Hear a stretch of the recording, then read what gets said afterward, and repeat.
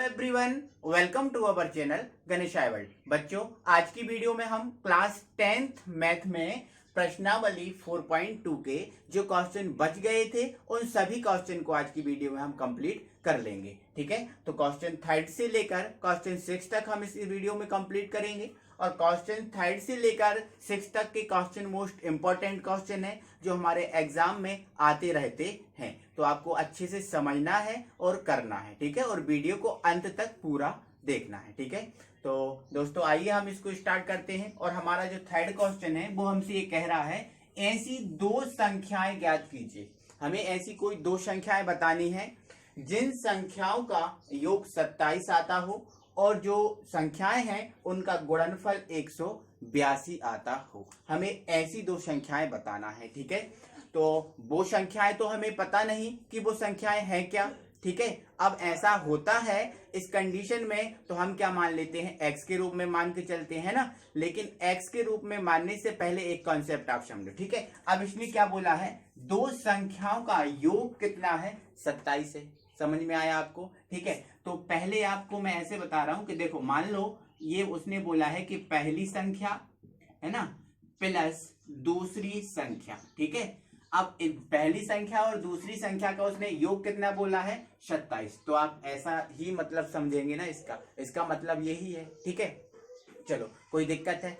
अब इसमें दोस्तों यदि हम पहली संख्या को x मान लें, पहली संख्या को x मान लें तो ये क्या हो जाएगा, पहली संख्या प्लस दूसरी संख्या बराबर कितना हो जाएगा, 27। तो यदि मैं इस दूसरी संख्या का मान निकालूं तो x को मैं इस तरफ भेज दूंगा, तो ये दूसरी संख्या बराबर क्या आ जाएगा, 27 माइनस का x। कोई दिक्कत है क्या? समझ में आ रहा आपको, है ना। तो पहली संख्या आप क्या मान लेना, x, तो दूसरी संख्या क्या हो जाएगी, 27 माइनस x। कोई दिक्कत है? इतना आप इसमें मान लेना। ठीक है, चलो इसको ही मैं बता रहा था। अब इसको अपन आधार मान के चलेंगे। ठीक है, तो सबसे पहले आप क्या लिख लेंगे, हल लिख लेंगे। ठीक है, तो मान लेंगे क्या, माना पहली संख्या, माना पहली संख्या बराबर x है, ये मान लिया हमने। ठीक है, और तो पहली संख्या x है तो दूसरी संख्या क्या हो जाएगी, 27 माइनस x हो जाएगी। ठीक है, क्योंकि इसको हम इस तरफ लेके जाएंगे तो 27 माइनस x मैंने अभी बताया ना। ठीक है, तो माना पहली संख्या x है तथा दूसरी संख्या बराबर क्या हो जाएगा, 27 माइनस x। कोई दिक्कत है? ठीक है, चलो ये अपना आ गया। अपना ये क्वेश्चन यहां तक आपने सॉल्व कर लिया। ठीक है, चलो अब उसने क्या बोला है, गुणनफल 182 है। क्या बोला है उसने, गुणनफल है ना वो क्या है, 182 है। ठीक है, तो यहां पर आप क्या लिख दो, प्रश्नानुसार, प्रश्नानुसार। ठीक है, अब इन दोनों का गुणनफल ही होगा ना 182, तो इन दोनों का हम गुणनफल कर देंगे। ठीक है, तो ये x और ये 27 माइनस x बराबर 182। ठीक है, इसको आप सॉल्व कर लो तो इसका इसमें अंदर मल्टीप्लाई कर देंगे तो ये 27x हो जाएगा, ये x स्क्वायर हो जाएगा और ये 182 सेम रखा। ठीक है, चलो इसके बाद आपको क्या करना है, जो x है ना, पहले इसको x वाले को लिखते हो, सॉरी x स्क्वायर वाले को लिखते हो, फिर x वाले को लिखते हो। ठीक है, तो एक काम करो, आप इसको आगे लिख लो, तो ये माइनस का x स्क्वायर, अब ये प्लस का है तो प्लस का 27x हो जाएगा, और जो 182 है उसको आप इस तरफ ले जाओ तो ये माइनस का क्या हो जाएगा, 182। ठीक है, बराबर 0। ओके, अब हमने देखा है दोस्तों कि हमारा जो समीकरण होता है द्विघातीय रैखिक समीकरण, वो यहाँ पर प्लस वाला होता है, इसमें क्या है, माइनस है। तो एक काम करो, आप माइनस का इसमें गुणा कर दो, तो यहाँ पर आप लिख सकते हो माइनस का गुणा करने पर। ठीक है, तो माइनस का हम गुणा कर देंगे तो ये क्या हो जाएगा, प्लस का हो जाएगा। यहाँ से ये जो प्लस का है तो ये माइनस का हो जाएगा, क्योंकि जब माइनस के गुणा करेंगे तो प्लस माइनस और माइनस प्लस। ठीक है, तो माइनस का 27x और ये माइनस है तो ये प्लस का हो जाएगा 182। ठीक है, चलो अब आपको क्या करना है, संख्याएं बतानी है। तो अब हमारा जो हमारा द्विघात समीकरण आया है इसकी गुणनखंड करनी। ठीक है, तो इसकी गुणनखंड करेंगे तो गुणनखंड करने का तो हमें तरीका, दो तरीके पते हैं, है ना। या तो इसको आप तोड़ लो, है ना, या फिर इसको ऐसे तोड़ लो कि ऐसी संख्या आ जाए कि गुणा या जोड़ने या घटाने पर ये 27x आ जाए माइनस का, और गुणा करने पर 182 आ जाए। ठीक है, तो अब ढूंढो संख्याएं, तो ढूंढेंगे तो एक हमें 14 मिल जाएगी और एक हमें मिल जाएगी 13। एक हमें 14 मिल जाएगी और एक हमें मिल जाएगी 13। ठीक है, तो 14 और 13 को हम जोड़ देंगे तो हमें 27 प्राप्त हो जाएगा। ठीक है, और 14 और 13 का हम गुणा करेंगे तो हमें 182 प्राप्त हो जाएगा। ठीक है, तो हमें हमारे पास संख्या क्या प्राप्त हुई है, 14 और 13। ठीक है, चलो इसके बाद अब हम कैसे क्या करें, इनके चिन्ह किस टाइप से लेके हमें माइनस का 27 प्राप्त हो जाए। तो आप माइनस का 14 ले लो, माइनस का 13 ले लो, तो माइनस माइनस से तो जुड़ेंगे तो माइनस का 27 हो जाएगा। अब इनका गुणा होगा तो माइनस माइनस क्या हो जाएगा, प्लस, तो प्लस का 182 भी हो जाएगा। ठीक है, तो हमें संख्या क्या प्राप्त हुई, -14 और -13। ठीक है, तो इसकी जगह हम लिख देंगे, है ना, तो ये x स्क्वायर -14x और -13x प्लस का 182 बराबर 0। ठीक है, चलो अब इसको आप सॉल्व करो तो इसके जोड़े बनाने पड़ेंगे, तो ये जोड़े बना दिए। इसमें से क्या कॉमन आ जाएगा, x, अंदर क्या बचा x, और ये इधर क्या बचा माइनस का 14, x बाहर चला गया, इसमें से ले लो, है ना, तो इसमें से क्या माइनस तो आता ही आता है और ये 13 भी आ जाएगा। ठीक है, चलो 13 कॉमन लिया तो अंदर क्या बचा, x बचा। अब ये माइनस भी लिया है भाई आपने कॉमन, ठीक है, अब माइनस कॉमन लिया है तो ये प्लस वाला काय का हो जाएगा, माइनस का हो जाएगा, तो ये माइनस। ठीक है, अब 182 में से हमने 13 कॉमन लिए तो कितना बचा, उसके लिए हमने क्या बताया था आपको, जितना कॉमन ले रहे हो, जिसमें से कॉमन ले रहे हो तो उसमें आप भाग दे दो। तो 13 कॉमन ले रहे हैं 182 में से, 13 से भाग दे दो, तो 13 एकम 13, कितना बचा, 5 बचा, तो 13 चौके 52, कितना, 13 चौके 52, तो कितना बचा आपका, 14 बचा। ठीक है, और वैसे भी इतना सब समझने की जरूरत नहीं है, जो ब्रैकेट यहाँ पे आता है वही यहाँ आता है। ठीक है, बराबर 0। अब x - 14 और x - 14, तो ये x - 14 बचा। ठीक है, कॉमन ले लिया। अब इधर से क्या बचा, x, और यहाँ से क्या बचा, माइनस का 13 बराबर 0 आ गया। ठीक है, चलो अब इसको हम यहाँ पर सॉल्व कर देते हैं। ठीक है, अब हमें क्या करना है, बस मान निकालने हैं ना, बराबर वश करने हैं। ठीक है, तो आप क्या कर दोगे, अब x - 14 बराबर 0। ठीक है, इसको आप इस तरफ ले जाओ तो x बराबर क्या आ जाएगा, 14, मतलब एक मान आपका क्या आ जाएगा, 14 आ गया। ठीक है, चलो इसको इस तरफ लेके जाओ, इसको आप इस तरफ लेके आएंगे तो ये क्या हो जाएगा, यहाँ तथा कर दो, तथा x - 13 बराबर 0, तो x बराबर क्या हो जाएगा, 13 आ जाएगा। ठीक है, x बराबर क्या आ जाएगा, 13 आ जाएगा। कोई दिक्कत है, ठीक है, तो मतलब आपकी दोस्तों ये रही है बात कि जो पहली संख्या है वो तो x है, पहली संख्या। अब इसको दो टाइप से निकाल सकते हैं अपन, कैसे, देखो अब x के मान हमें 14 भी प्राप्त हुए और 13 भी प्राप्त हुए, मतलब जो आपकी जो पहली संख्या है वो 13 भी हो सकती है और 14 भी हो सकती है, हो सकती है ना। तो अब दूसरी संख्या आपको निकालना है। ठीक है, तो यहाँ पर आपको एक शर्त लगानी पड़ेगी, वो लिखना पड़ेगा, जब पहली संख्या बराबर 13 है, पहली संख्या बराबर कितनी है, 13, या पहले 14 मान लो। ठीक है, 14 है। ठीक है, पहली संख्या कितनी है, 14 है, तब दूसरी संख्या, अब दूसरी संख्या हमने क्या मानी थी, 27 - x, तो ये 27 - x, तो ये 27 और x का मान इधर क्या रखना पड़ेगा, 14, तो 27 में से 14 को घटा दोगे क्या आ जाएगा, 13 आ जाएगा। ठीक है, तो दूसरी संख्या क्या हो जाएगी, 13 हो जाएगी। ठीक है, और दूसरी स्थिति में लगाना पड़ेगा आपको कि जब पहली संख्या कितनी हो, 13, जब पहली संख्या 13 होगी तो दूसरी संख्या क्या हो जाएगी, 27 - x, x की जगह हम कितना रख देंगे, 13, तो वो कितनी आ जाएगी, 14। तो इन दो स्थितियों में आप इसको कर सकते हैं, कोई दिक्कत नहीं। ठीक है, तो आई होप कि आपको ये समझ में आया होगा। इसके बाद हम अगला क्वेश्चन देखते हैं। एक मिनट दोस्तों, इसको आप थोड़ा सा और समझ लो। यहाँ पर आपको ये डाउट आ रहा होगा कि सर यहाँ से x का मान 14 भी आ गया, x का मान 13 भी आ गया, कोई दिक्कत नहीं, आ जाने दो, बट आपको एक ही कंडीशन से करना है, या आपको 14 से कर लेना है या आपको 13 से कर लेना। ठीक है, तो मैंने जैसे आपको 14 से करके बताया तो भी मेरा ये सही है, फिर आपको 13 से करने की जरूरत नहीं है। ठीक है, तो आप यदि 13 से कर लोगे तो फिर 14 से करने की जरूरत नहीं है। ठीक है, आपका यही पूरा आंसर होगा। ठीक है, अंत में आपको देखो पहली संख्या क्या मिली, 14, और दूसरी संख्या क्या मिली, 13, तो अंत में आपको एक ही लाइन लिखना पड़ेगा, अतः संख्याएं 13 व 14 है। ठीक है, बस इतना लिखना है, आपका आंसर फिनिश हो जाएगा। ठीक है, अब हम देखते हैं सेकंड क्वेश्चन, अगला क्वेश्चन। तो दोस्तों हमारा अगला क्वेश्चन आ गया है और कह रहा है दो क्रमागत धनात्मक पूर्णांक ज्ञात कीजिए। आपको दो क्रम वाले, मतलब एक के बाद एक, इस क्रम वाले कोई दो धनात्मक पूर्णांक बताना है जिनके वर्गों का योग 365 आपको दिया हो। ठीक है, तो कुछ नहीं है, इजी है। ठीक है, आपको दो क्रमागत धनात्मक पूर्णांक तो पता ही है क्या होते हैं। पिछली वीडियो में मैंने जब ये क्रमागत संख्याओं वाला सिस्टम आया था तो उसमें बताया था। ठीक है, तो क्रमागत क्या होते हैं, जैसे पहला x होता है, दूसरा x+1 होता है, तीसरा x+2 होता है, इस टाइप से चलता है ना। तो इसने कितने का बोला, केवल 2 का बोला। ठीक है, तो आप क्या करोगे, मान लोगे कि माना दो क्रमागत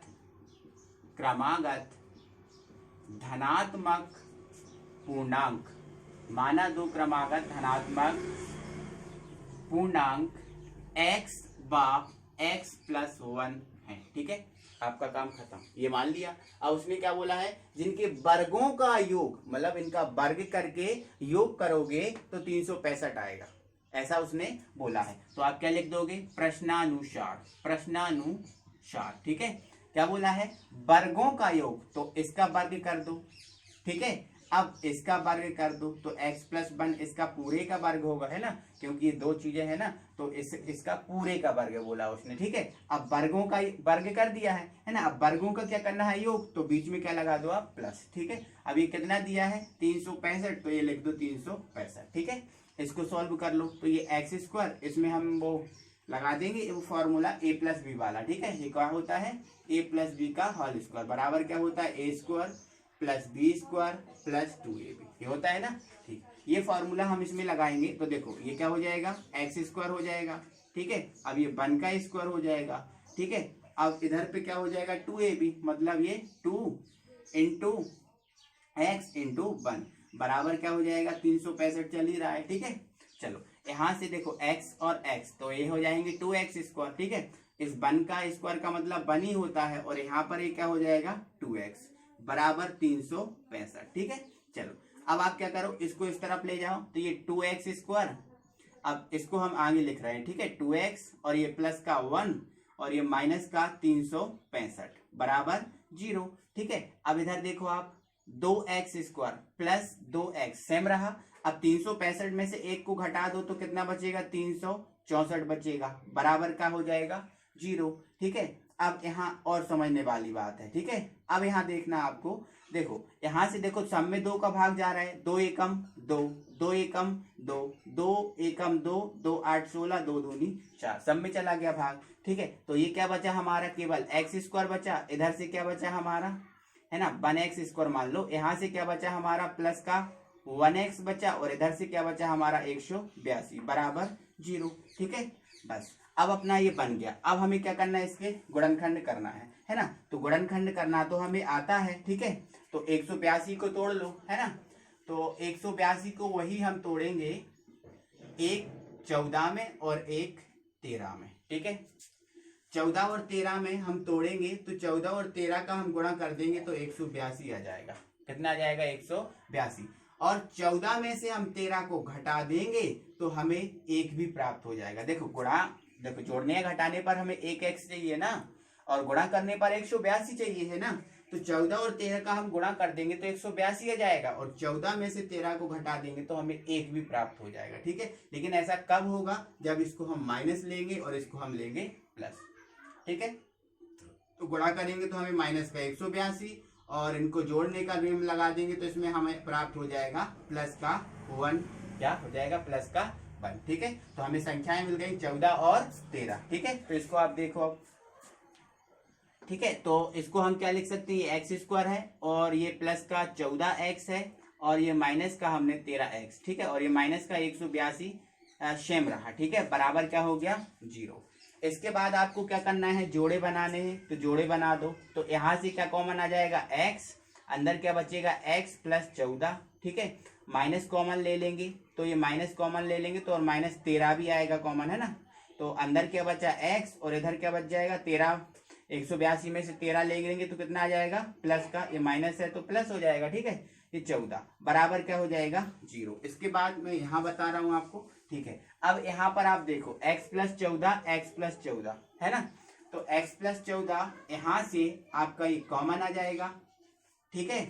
तो x प्लस 14 हमारा कॉमन आ जाएगा, तो अंदर क्या बचेगा x माइनस का 13 बराबर क्या होगा 0 आ जाएगा, ठीक है। चलो अब इसको और आगे सॉल्व कर लो, ठीक है। ये हमारे दो ब्रैकेट हो गए, ठीक है। तो क्या करोगे अब x प्लस 14 बराबर 0, ठीक है। तो x बराबर क्या हो जाएगा माइनस का 14, ठीक है। और इसके बराबर यदि करेंगे तथा x माइनस 13 बराबर 0, तो इसको आप इस तरफ ले जाओ, तो x बराबर क्या हो जाएगा प्लस का 13, ठीक है। तो अब हमें क्या बताना है, धनात्मक पूर्णांक बताने हैं, है ना। और रे आ गया ऋणात्मक में, तो ये तो हमारा हो नहीं सकता, ये हमारा हो नहीं सकता। तो हमारा धनात्मक पूर्णांक क्या होगा, यही होगा, क्या होगा, ये होगा ना, ठीक है। तो हमारा जो सही मान है वो क्या होगा 13 होगा, ठीक है।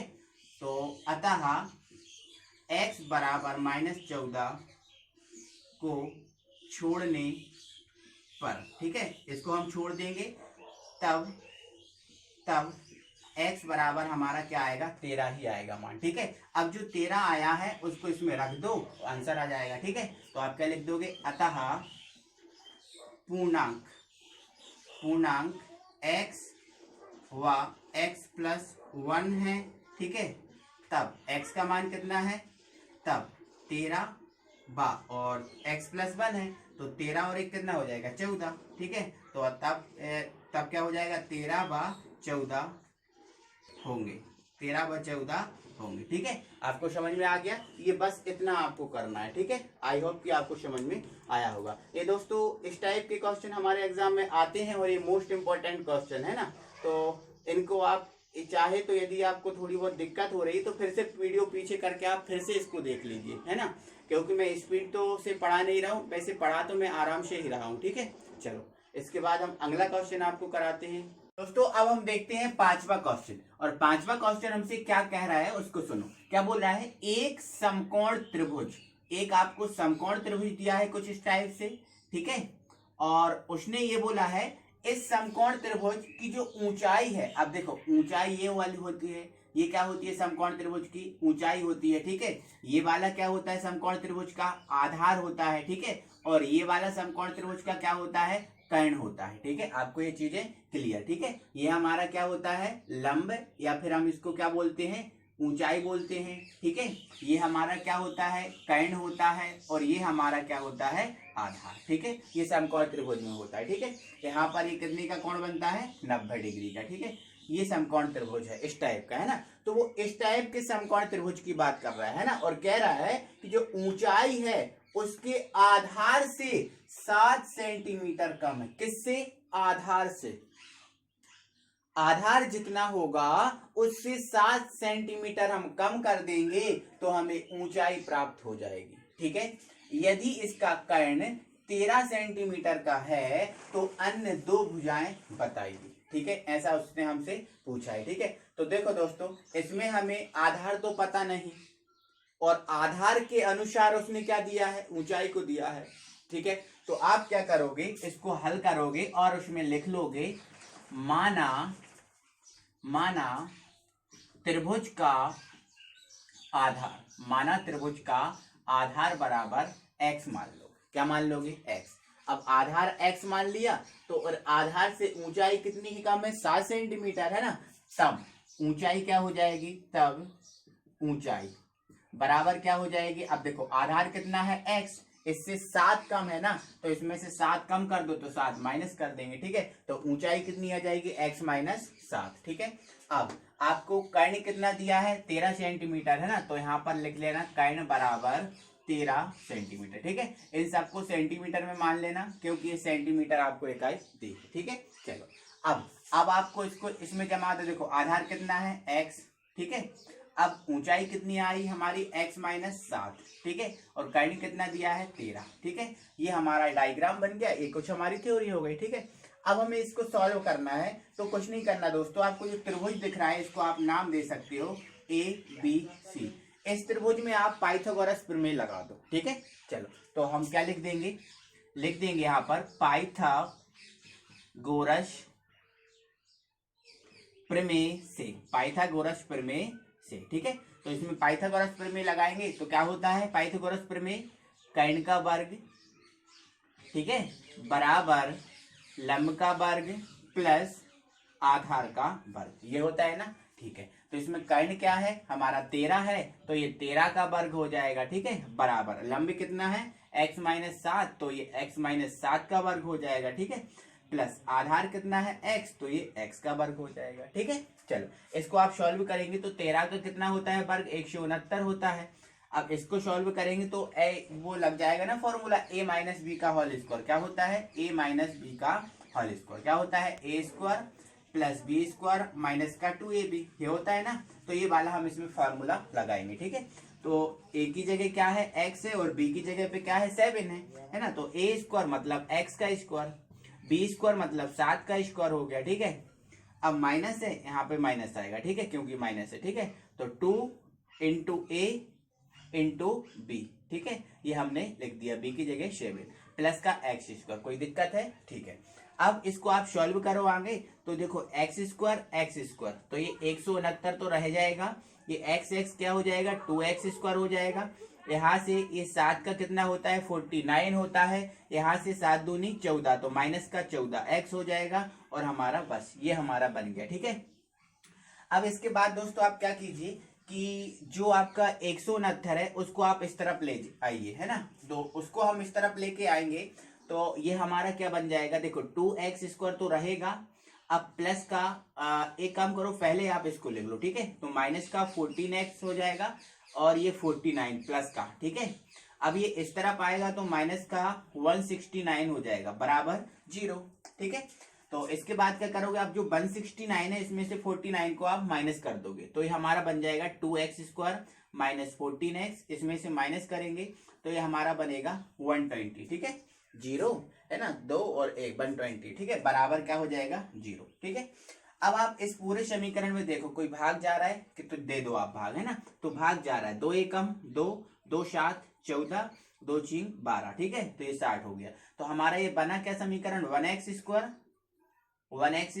माइनस का 7x और माइनस का 60 बराबर क्या आ गया 0 आ गया, हमारा ये समीकरण बन गया है, ठीक है। अब आप कुछ नहीं करना है, अब आपको बस इसके गुणनखंड करने हैं और आपका आंसर आ जाएगा, ठीक है। तो यहां से हम इसके गुणनखंड करके आपको बताते हैं, ठीक है। चलो तो हमारा ये समीकरण क्या बना है, एक्स स्क्वायर माइनस का 7x माइनस का 60 बराबर 0, ठीक है। अब इधर देखो, देखो यहाँ पर इसको आपको तोड़ना है, इसको तोड़ लो या फिर इसको तोड़ लो, है ना। तो क्या हो जाएगा 12 पंजे 60 होता है, 12 और पंजे 60 होता है, 12 पंजे 60 होता है, और 12 में से हम 5 को घटा देंगे तो 7 भी बच जाएगा, ठीक है। तो ऐसा करो कि हमें ऐसा करना है, 1 मिनट, हाँ ठीक है, कोई दिक्कत नहीं है। तो हमें क्या करना है दोस्तों, हमें क्या बचाना है, माइनस का 7 बचाना है, और माइनस यहाँ से माइनस का हमें 60 भी चाहिए, है ना। तो कैसा करें कि कैसे चिन्ह लें कि हमारा ये माइनस का 7 भी बच जाए और माइनस का 60 भी आ जाए, ठीक है। तो आप क्या कीजिए, माइनस का 12 ले लीजिए और प्लस का 5 ले लीजिए, ठीक है। तो इन दोनों का हम गुणा करेंगे तो माइनस का 60 आ जाएगा, और 12 में से 7 जाएंगे तो माइनस का 7 भी बच जाएगा, ठीक है। तो हमारा संख्या क्या मिल गई, -12 और प्लस का 5, है ना। तो आप क्या करोगे, ये एक्स स्क्वायर यहाँ पर आप लिख लोगे -12x, है ना, और प्लस का 5x माइनस का 60 बराबर 0, ठीक है। अब आप जोड़े बना लो, ठीक है। तो जोड़े बनाएंगे तो x कॉमन आ जाएगा, अंदर x बचेगा और ये 12 बच जाएगा, है ना। यहाँ से क्या आएगा कॉमन, 5 आ जाएगा, अंदर x, और 60 में से 5 कॉमन लेंगे तो 12 पंजे 60 मतलब 12 आ जाएगा, ठीक है, बराबर 0। अब x माइनस 12 तो x माइनस 12 कॉमन ले लिया, अंदर क्या बचा x और प्लस का 5 बराबर क्या आ गया हमारा 0 आ गया, है ना। चलो अब इसको थोड़ा सा और आगे बढ़ाओ आप, ठीक है। तो x माइनस 12 x प्लस 5, है ना। तो आप क्या करोगे, अब x माइनस 12 बराबर 0 मान लोगे, यहाँ लिख लेना आप, ठीक है। तो x बराबर हमारा क्या निकल के आ जाएगा, इसको इस तरफ ले जाएंगे तो 12 निकल के आ जाएगा, ठीक है। और यहाँ पर क्या कर लोगे, तथा x प्लस 5 बराबर आप 0 मानोगे जब, तो यहाँ से क्या हो जाएगा, इसको आप इस तरफ ले जाओगे तो x बराबर माइनस का 5 आ जाएगा, ठीक है। तो यहाँ पर जो आपकी जो भुजाएं हैं वो ऋणात्मक तो हो नहीं सकती। ऋणात्मक भुजा होती है क्या? कभी होती है? नहीं होती ना। तो ऋणात्मक वाला जो पॉइंट आया है उसको आप छोड़ दोगे, उसको आप छोड़ दोगे। ठीक है, तो अंत में क्या लिख दोगे? अतः x बराबर 12, x बराबर 12 सही होगा, x बराबर 12 सही होगा। ठीक है, इतना कर लिया। अब आप भुजा निकालो। ठीक है, ये हमारा x बराबर 12 आ गया। अब हम भुजा निकालेंगे। ठीक है, तो यहाँ लिख देंगे अब आधार। ठीक है, आप अच्छे से लिख लेना इसको, अब त्रिभुज का आधार। ठीक है, तो त्रिभुज का आधार। ठीक है, क्या माना है हमने? x माना है, तो x। अब लेकिन x की जगह पे हमने कितना आया है मान? 12 आया है, तो ये 12 लिख दो आप, है ना। तो यहाँ सेंटीमीटर लगा था तो यह सेंटीमीटर लगा दो। ठीक है, तो त्रिभुज का आधार कितना आ गया? 12 सेंटीमीटर आ गया। और उसने ऊंचाई का भी तो बोला है। ठीक है, तो ऊंचाई है ना, तो यहाँ लिख दो आप तथा ऊंचाई, तथा यहाँ पे लिख लेना त्रिभुज की ऊंचाई बराबर क्या निकाली हमने? x माइनस 7 निकाली थी ना, तो ये x माइनस का 7। ठीक है, तो x का मान कितना है हमारा? 12 है और ये 7 है ना। तो 12 में से 7 घटा दो, कितना आ जाएगा? 5। ठीक है, तो यहाँ से भाई ये हमारी ऊंचाई आ गई त्रिभुज की और ये इसका क्या आ गया? आधार आ गया। ठीक है, तो आई होप कि आपको ये समझ में आ गया होगा। ठीक है, क्योंकि मैंने बहुत स्लो मोशन में ही कराया है, इसमें कोई ज्यादा समय मैंने नहीं लिया। ठीक है, तो आप फिर से समझ सकते हो, थोड़ा सा वीडियो को पीछे कर लो, आप एक बार फिर से इसको समझ सकते हो। ठीक है, चलो अब इसके बाद में प्रश्नावली 4.2 का जो लास्ट क्वेश्चन बचा है, छठवां, उसको अभी करा रहा हूँ। ठीक है, तो देखते हैं उसको। दोस्तों हमारा छठवां क्वेश्चन आ गया है और छठवां तो क्वेश्चन थोड़ा सा थ्योरेटिकल है बट बहुत इजी क्वेश्चन है। ठीक है, उसको आप एक बार समझिएगा, पढ़िएगा। ठीक है, चलो हम पढ़ते हैं, उसको आप सुनिएगा। ठीक है, क्या बोल रहा है? एक कुटीर उद्योग है, एक कोई उद्योग है।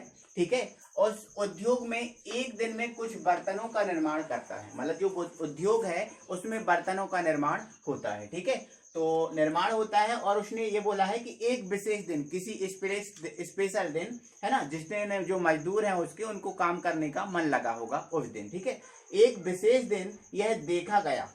ठीक है, क्या देखा गया? यह देखा गया कि प्रत्येक नंग की निर्माण लागत, मतलब जितने नंग बन रहे हैं उनकी निर्माण लागत उस दिन में निर्माण किए गए बर्तनों की संख्या के, मतलब उस दिन जितने बर्तनों का निर्माण किया जाएगा उस संख्या के दुगने से, कितने? दुगने से 3 अधिक निकले। ठीक है, थी यदि उस दिन की कुल निर्माण लागत 90 रुपए है ना, यदि उस दिन केवल टोटल 90 रुपीज खर्च हुए हैं तो निर्मित बर्तनों की संख्या और प्रत्येक नग की लागत बताइए। ठीक है, कुछ नहीं है, सिंपल क्वेश्चन है। एक विशेष दिन की बात की है, जिस दिन मजदूरों का मन किया उस दिन उन्होंने काम करना स्टार्ट किया और नग उन्होंने बनाए। ठीक है, तो उस दिन जो उन्होंने नग बनाए, उस जो नग बनाए उनकी जो संख्या थी, उसकी जो लागत है उसके दुगने से कितने थी? 3 अधिक थी। ठीक है, तो इसमें हमें यदि कुल दिन की कुल निर्माण लागत 90 रुपए है उस दिन की, तो हमें ये बताना है कि जो उस दिन है ना निर्मित बर्तनों की संख्या कितनी थी और प्रत्येक नग की लागत क्या थी। ठीक है, तो कुछ नहीं, बहुत सिंपल है ना। आप क्या कीजिए, इसको सबसे पहले लिखिए हल। ठीक है, अब निर्मित बर्तनों की संख्या बोला है ना, तो यहाँ पर आप मान लो कि माना बर्तनों की संख्या, ठीक है, माना बर्तनों की संख्या बराबर x। आप बर्तनों की संख्या को क्या मान लो? x मान लोगे, क्योंकि x का तो आधार ही है मैथ का। ठीक है, चलो, और प्रत्येक नग की कीमत, देखो बर्तनों की संख्या हमने क्या मान ली? x है ना। अब जो संख्या x है, इस संख्या के आधार पर उसने क्या निकाला है? लागत निकाला है। क्या निकाला है? लागत। और उसने क्या बोला है? प्रत्येक नग की निर्माण लागत उस दिन निर्माण किए गए बर्तनों की संख्या के दुगने से अधिक है। ठीक है, तो अब हमने देखो संख्या क्या मान ली? x। अब हम क्या निकाल रहे हैं? लागत। ठीक है, तो अब बर्तनों की लागत, बर्तनों की लागत। ठीक है, आप समझना। अब लागत क्या बोल रहा है? उस दिन निर्माण किए गए बर्तनों की संख्या के दुगने से 3 अधिक है। अब बताओ कितने बर्तन निर्माण किए गए? x माने ना हमने, x निर्माण किए गए। ठीक है, अब जो संख्या आई है इसके दुगने से, मतलब इसका दुगना ये और 3 अधिक है तो प्लस का क्या हो जाएगा 3, है ना। दुगने से 3 अधिक है तो ये हमने मान लिया, ठीक है। कोई दिक्कत है? ठीक। अब ये बर्तनों की संख्या आ गई और ये उस दिन की क्या आ गई, लागत आ गई, ठीक है। अब चलो आगे उसने क्या बोला है, यदि उस दिन की कुल निर्माण लागत 90 रुपए है, ठीक है। देखो बर्तन कितने बने x, बर्तन कितने बने x, और एक बर्तन की लागत कितनी हमने निकाली 2x प्लस 3, 2x प्लस 3, ठीक है। और कुल लागत कितनी है 90 रुपए।